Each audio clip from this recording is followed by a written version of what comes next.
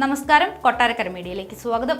കൊട്ടാരക്കര താലൂക്ക് ആശുപത്രിയിൽ ഡ്യൂട്ടിക്കിടെ കൊല്ലപ്പെട്ട ഡോക്ടർ വന്ദനാദാസിന്റെ ഓർമ്മകൾക്ക് ഇന്ന് 1 വർഷം. ഏകമകളുടെ അകാല വേർപാടിൽ വേദനയോടെ കഴിയുകയാണ് വന്ദനയുടെ മാതാപിതാക്കൾ. വൈദ്യപരിശോധനയ്ക്ക് പോലീസ് എത്തിച്ച പ്രതി ബി സന്ദീപിന്റെ ആക്രമണത്തിലാണ് വന്ദനാദാസ് കൊല്ലപ്പെടുന്നത്. നിലവിൽ കേസിന്റെ വിചാരണ പ്രാരംഭഘട്ടത്തിലാണ്. 90 ദിവസത്തിനുള്ളിൽ ക്രൈംബ്രാഞ്ച് കുറ്റപത്രം സമർപ്പിക്കുകയായിരുന്നു. കടുതുരുത്തിയിലെ വീടിന്റെ ഗേറ്റിനു മുന്നിൽ ഇന്നുമുണ്ട് ഡോക്ടർ വന്ദനാദാസ് എന്ന് പേരെഴുതിയ ബോർഡ്.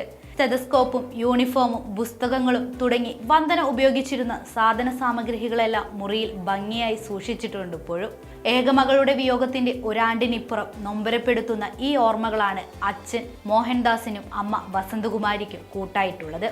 മകളുടെ കൊലപാതക കേസിൽ CBI അന്വേഷണം ആവശ്യപ്പെട്ട് ഹൈക്കോടതിയിലടക്കം നിയമ പോരാട്ടം നടത്തിയിരുന്നു മാതാപിതാക്കൾ.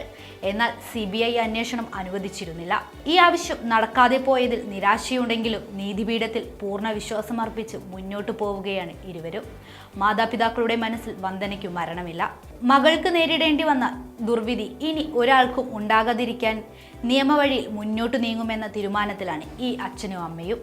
കഴിഞ്ഞ വർഷം ഇതേ ദിവസം പുലർച്ചെയാണ് പോലീസ് സന്ദീപിനെ വൈദ്യപരിശോധനയ്ക്ക് എത്തിച്ചത്. ചികിത്സയ്ക്കിടെ ആക്രമണാസക്തനായ പ്രതി വന്ദനയെ ഇടിച്ചു താഴെയിട്ട് കത്രിക കൊണ്ട് കുത്തി പരിക്കേൽപ്പിക്കുകയായിരുന്നു. തടയാനെത്തിയ സെക്യൂരിറ്റിക്കും ഗാർഡിനുമെല്ലാം പരിക്കേറ്റിരുന്നു. ഉടനെ തന്നെ ആശുപത്രിയിൽ എത്തിച്ചുവെങ്കിലും ഗുരുതരമായി പരിക്കേറ്റതിനാൽ ചികിത്സയിലിരിക്കെ മരിക്കുകയായിരുന്നു. പോലീസിന്റെ സുരക്ഷാ വീഴ്ചയ്ക്കെതിരെ സംസ്ഥാന വ്യാപകമായി മെഡിക്കൽ വിദ്യാർത്ഥികളുടെ പ്രതിഷേധം ശക്തമായിരുന്നു. ഇതിനെ തുടർന്ന് ആശുപത്രി സുരക്ഷാ നിയമങ്ങൾ സർക്കാർ കർശനമാക്കുകയും ചെയ്തു.